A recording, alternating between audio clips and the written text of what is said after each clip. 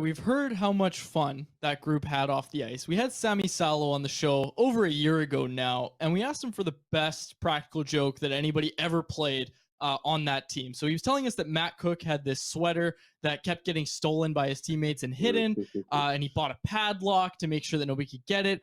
Somebody got bolt cutters. I think Sammy told us it was Jarkko Ruutu that got bolt cutters, broke the lock, and then hung the sweater from the rafters ahead of a morning skate or a practice. And that really pissed off Matt Cook, apparently. Do you have a different story for us? Some off-ice antics that stands out?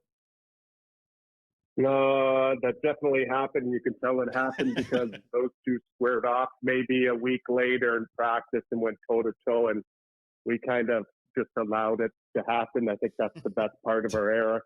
There were fights all the time in practice, and it was some kind of stuff. But no, I'd say one of the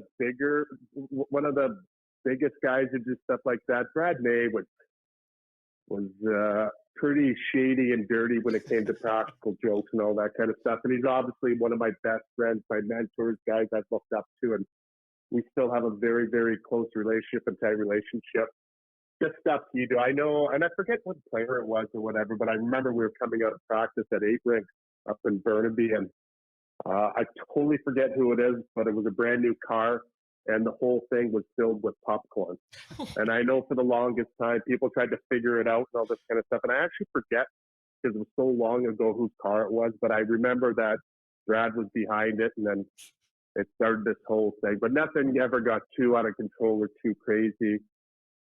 We just had a lot of fun, to be honest with you.